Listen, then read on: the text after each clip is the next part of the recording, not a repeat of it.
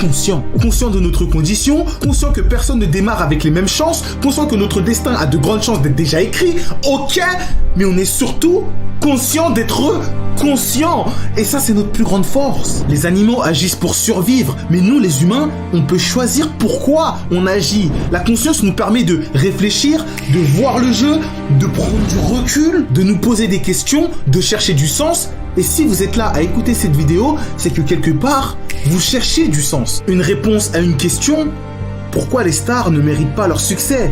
Et en m'écoutant, en réfléchissant, vous avez compris une chose essentielle. Au fond, cette question importe peu. La réponse, qu'est-ce qu'on s'en fout?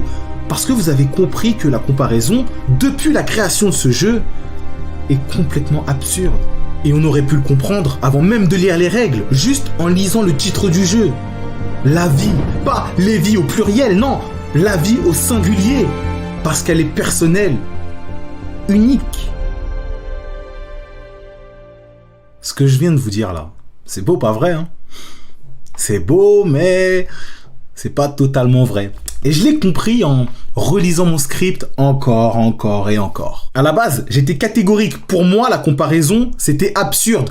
J'ai même failli dire qu'il fallait l'interdire. Mais en branchant mes neurones, en y réfléchissant, j'ai compris que j'étais en train d'effacer tout ce qui rend la vie magnifique. Ses couleurs. Parce que la vie, c'est pas noir ou blanc. La vie, c'est plein de nuances, de subtilités, de petits détails. Et dire qu'il faut interdire la comparaison, c'est refuser de se perdre dans ces nuances.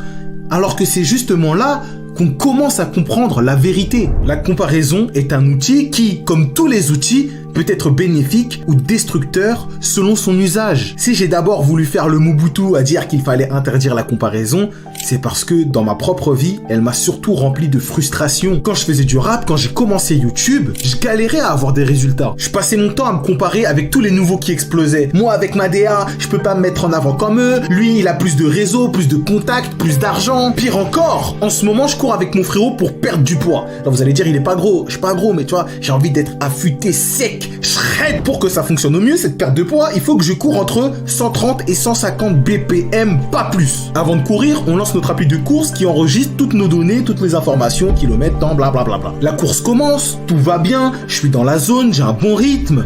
Et là, le drame.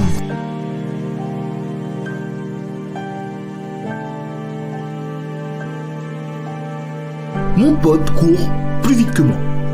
Oh, ça fait mal à l'ego. Du coup, mon ego, il me prend en tête à tête et il me dit, on va vraiment laisser ce minus avoir de meilleurs stats que toi? Je savais. Alors,